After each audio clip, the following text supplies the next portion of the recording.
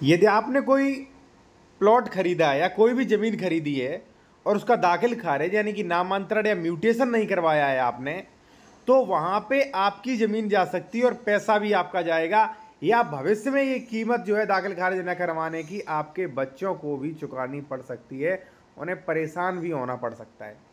कैसे, कौन कौन सी परेशानियां आ रही हैं? क्योंकि देखिए हमारे पास जो है कई मैटर्स आते हैं, कई लोग फ़ोन करते हैं कि सर दाखिल खारिज नहीं कराया, अब ये प्रॉब्लम आ रही।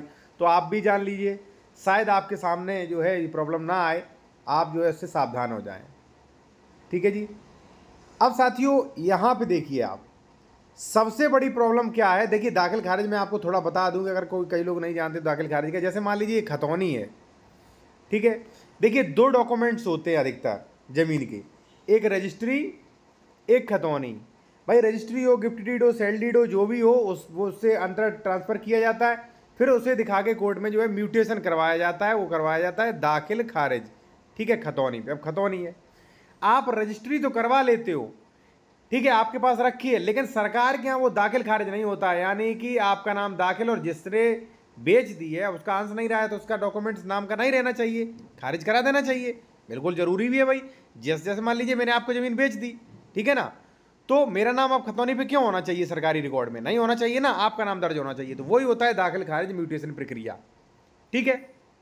अब म्यूटेशन प्रक्रिया भी कई प्रकार की होती है, वो किसी नेक्स्ट वीडियो में बताएंगे, ठीक है ना। अब क्या क्या परेशानी होगी अगर आपने ये प्रक्रिया नहीं करवाई? एक चीज़ साथियों मैं आपको और बताऊंगा, यदि आप कोई लीगल एडवाइस, कानूनी सलाह लेना चाहते हैं, या उत्तर प्रदेश में आप प्रॉपर्टी खरीद रहे हैं और डॉक्यूमेंट्स आपको चेक करवाना है, जैसे मान लीजिए डबल रजिस्ट्री तो नहीं है, अंश से अधिक विक्रय तो नहीं, जमीन फर्जी तो नहीं है, सरकारी विवादित तो नहीं है, ठीक है, तो ये चीज़ें आप चेक करवा सकते हैं। कॉन्टैक्ट नंबर वीडियो के डिस्क्रिप्शन में आपको मिल जाएगा। अब देखिए, जैसे मान लीजिए आपने म्यूटेशन नहीं करवाया, तो आपको काफ़ी परेशानियाँ होंगी। परेशानियां कैसे होंगी? भाई प्रॉपर्टी डीलर तो कह देते हैं कि नहीं, कोई कहीं जनाने की नहीं, बिल्कुल भी आप मत कराइए, कोई दिक्कत नहीं, इसका आवासी स्टाम्प पे किया है आपने, क्या दिक्कत है, गलत बता रहे वो। भाई मैं आपको बता दूं कि सेक्शन 80 में ये कहीं प्रोविजन नहीं है कि आप आवासी का स्टाम्प पे कर दिया तो वो ज़मीन आवासी की हो जाएगी। गलत, वहाँ पे सेक्शन 80 का आदेश होना चाहिए, बिल्कुल गलत। ठीक है, निर्माण नहीं होने दिया जाएगा आपका। ठीक है, तो यानी कि दाखिल खारिज जरूरी है। ठीक है, प्रॉपर्टी डीलर या जो भी एडवोकेट से आपको गलत राय देते, तो आप तथ्यों पे बात करिए, तर्कों पे बात करिए, आप उनसे प्रूफ लीजिए कि भाई आप कह रहे हो दाखिल खारिज नहीं होगा, दिखाइए हमें कहाँ लिखा है, किस कानूनी बात समझिए ना आप। ठीक है ना, नहीं समझोगे, ये प्रॉपर्टी डीलर मिलके आपके आंखों में धूल झोंकते। मेरे पास तमाम ऐसे डॉक्यूमेंट्स आते हैं चेक होने के लिए, कहीं डबल रजिस्ट्री, कहीं अंश से अधिक विक्रय, कहीं सरकारी जमीन, कहीं म्यूटेशन नहीं हुआ। भाई ये जमीन मत खरीदिए, जमीन खरीदने से पहले आप डॉक्यूमेंट चेक करवाइए। मेरे द्वारा नहीं करवा सकते तो आप किसी दूसरे के द्वारा करवाइए, विश्वास पात्र से करवाइए, और कम से कम काफ़ी ज़्यादा उसमें समय दीजिए। ठीक है ना। अब सीधा पॉइंट पे आते हैं कि दाखिल खारिज नहीं करवाया तो क्या दिक्कत होगी। देखिए प्लॉट्स का दाखिल खारिज होगा अगर उस प्लॉट का लेआउट जारी है तो अलग बात है, सेक्शन 80 है तो अलग बात है, वरना दाखिल खारिज 100% आपको कराना होगा। नहीं कराया तो होगा क्या? मान लीजिए प्लॉट्स है, किसी ने कब्जा कर लिया थोड़े भाग पर, सीमांकन विवाद हो गया, तो सेक्शन 24 में आप रेवेन्यू केस नहीं ला सकते हो। सेक्शन 24 का केस चला ही नहीं सकते हो सीमांकन का आप। अब आप कहोगे सर ऐसा क्यों? ऐसा इसलिए क्योंकि इसके लिए चाहिए खतौनी। रेवेन्यू कोई भी प्रक्रिया करेगा खतौनी चाहिए आपको। भाई खतौनी आपके नाम होगी नहीं, खतौनी आपके नाम म्यूटेशन है नहीं। ठीक है, मान लीजिए कोई दिक्कत हो रही, कई सह खातेदार शेयर होल्डर है, वो परेशान कर रहे, तो 116 117 की कार्रवाई नहीं कर सकते भैया आप। ठीक है ना, क्योंकि इसके लिए भी खतौनी चाहिए, खतौनी आपके पास है नहीं, किसी ने कब्जा कर लिया है। ठीक है, तो वहां पे बेदखली के लिए बात सेक्शन 134 में नहीं ला सकते आप। समझ रहे हैं कितना बड़ा नुकसान? अब ये तो नुकसान है, लेकिन इन्हीं से अभी खत्म नहीं होता है मामला काफी आगे तक बढ़ेगा। ठीक है, देखिए हालांकि रजिस्ट्री से पूरा स्वामित्व मिल जाता है, सेक्शन 54 ये प्रोविजन भी करता है, लेकिन आपको ये समस्या जो मैंने आपको बता दी वो आ जाएगी। एक सबसे बड़ी समस्या क्या है वो आप जान लीजिए साथियों। आप अपना नुकसान तो करोगे, दूसरे का नुकसान भी करवाओगे। कैसे?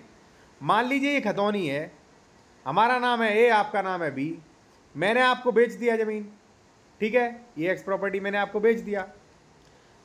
अब आपने खरीद लिया, भाई आप आराम से हो, रजिस्ट्री करवा लिया, घर में रखे हो। अब मेरा नाम खतौनी में भी आ रहा है, तो मैं गया सी के पास, भाई ये ज़मीन देखिए मेरा डॉक्यूमेंट। सी ने देखा है डॉक्यूमेंट्स, ठीक है। अब सी ने देखा कि चलिए ये ज़मीन तो ए के नाम है, सरकारी रिकॉर्ड बोल रहा है, सी ने भी ये ज़मीन खरीद ली भाई। ठीक है, अब सी कह रहा है मेरी, बी कह रहा है मेरी। अब दोनों यहाँ पे भाई आपस में लड़ रहे, अब जो पावरफुल बन गया वो यहाँ पे कब्जा कर लेगा, फिर टाइटल सूट फाइल करिए, दोनों लड़ते रहिए केस। तो भाई बी की लापरवाही है, क्यों नहीं दाखिल खारिज करवाया, ठीक है ना। और डबल रजिस्ट्री भी चेक करना चाहिए, ये सी की लापरवाही है। तो यानी कि भाई लापरवाही हो रही, धोखा खा सकते कई लोग, ठीक है ना। मैं आपसे कहता रहता हूँ प्रॉपर्टी खरीदने से पहले आप डॉक्यूमेंट्स वगैरह चेक करवाएं, जरूर चेक करवाएं, ठीक है। और देखिए मैं आपको एक चीज़ बता दूं कि यदि आप कोई कानूनी सलाह लेना चाहते हो तो ले सकते हैं, कॉन्टैक्ट नंबर हमारा वीडियो डिस्क्रिप्शन में मिल जाएगा। अब इतनी परेशानियाँ तो होंगी आपको, साथ में म्यूटेशन नहीं है तो बेचने में थोड़ा परेशानी आ सकती है, क्योंकि मेरे पास भाई कई लोग आते हैं वो बिना म्यूटेशन वाला जो है वो प्लॉट्स नहीं खरीदते। खरीदना जो है खरीद सकते हैं, लेकिन साथियों वहाँ पे काफ़ी जो है जांच पड़ताल आपको बढ़ाना चाहिए, आगे काफ़ी चीज़ें और देखनी चाहिए, काफ़ी प्रविष्टियाँ हैं, वो किसी नेक्स्ट वीडियो में बताएंगे, ठीक है। तो साथियों यही कहूँगा कि दाखिल खारिज आप जरूर करवाइए, और कोई भी आपका क्वेश्चन है तो नेक्स्ट वीडियो कमेंट में पूछ सकते हैं, और ज़्यादा महत्वपूर्ण है तो वही लीगल एडवाइस ले सकते हैं, व्हाट्सएप पे मैसेज करें, फीस आपको बता दी जाएगी।